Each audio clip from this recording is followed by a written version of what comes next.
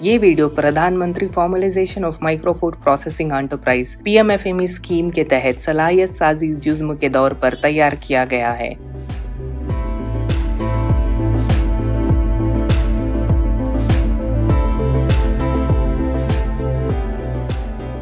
आजकल की मशरूफ शेड्यूल में लोगों ने अपनी सेहत को बरकरार रखने के लिए सेहत बख्श और महफूज ग़िज़ाओं को तरजीह देना शुरू कर दी है। बल्कि ये आसानी से कहा जा सकता है कि फूड इंडस्ट्री अब सेहत और ग़िज़ाइयत जैसे अवामिल को फरोख्त दे रही है। इसी वजह से मछली की मुसन्नवात की मांग में नुमाया इजाफा है, जो प्रोटीन्स, वाइटामिन्स, मिनरल्स वगैरह के बेहतरीन जरिए हैं और मुस्तक़बिल क़रीब में मीठे पानी के मछलियाँ और समंदरी पानी मछलियों में इजाफा है। लेकिन क्योंकि मछलियाँ इंतहाई ग़ज़ाइब से भरपूर होती हैं, इसलिए ये अंदरूनी और बहरूनी अवामिल से ख़राब होने के ख़तरे में भी रहती है। मछली और मछली के मुसन्नवात की शेल्फ लाइफ को बढ़ाने के लिए उन पर मुनासिब तरीके से अमल किया जाता है ताकि उनकी क्वालिटी में होने वाली नुकसान से बचा जा सके। और जो लोग मछली के मुसन्नवात को खाते हैं वो मछली के ग़ज़ाइब के फ़वाइज़ को उठा सकें। ज़ाहिर है कि फ़िश प्रोसेसिंग न सिर्फ मौजूदा दौर की ज़रूरत है बल्कि ये एक बेहतरीन कारोबार है जिसके मुस्तक़बिल में काफी गुंजाइश है। निफ्टिम की ये वीडियो मछली प्रोसेसिंग के कारोबार में है। खाम माल।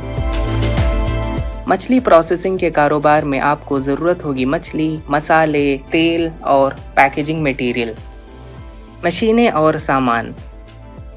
जिन मशीनों का इस्तेमाल होगा वो हैं fryer machine, sealing machine, cold room, chopping board, steel counter, knife, tray, basket, ice crusher और दूसरे सामान वगैरह। अमल।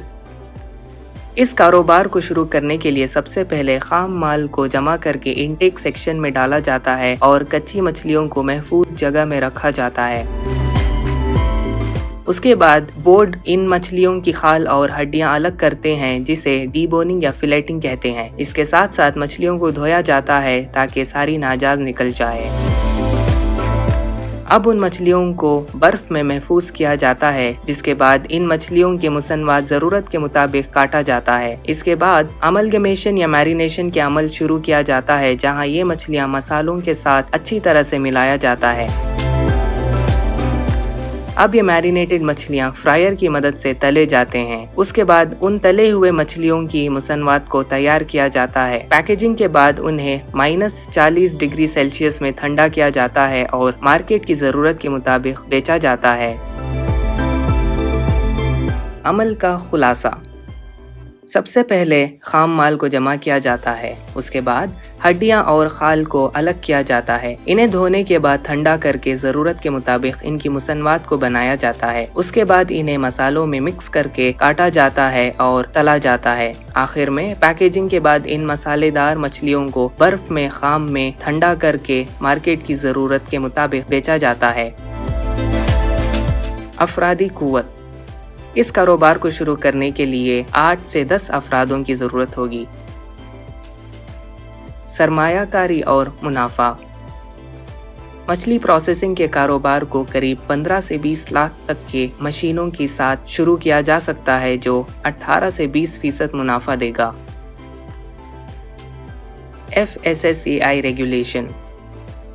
फूड प्रोडक्ट स्टैंडर्ड और फूड एडिटिव्स के हिसाब से मछली प्रोसेसिंग में 2.6.1 फिश एंड फिश प्रोडक्ट्स का इस्तेमाल करना होगा। इसके अलावा FSSAI की जनरल रिक्वायरमेंट के तहत पैकेजिंग रेगुलेशन नंबर 2.1.1.1 का इस्तेमाल करना जरूरी है। लेबलिंग के लिए जनरल रिक्वायरमेंट रेगुलेशन के तहत 2.2.1 का इस्तेमाल करना होगा।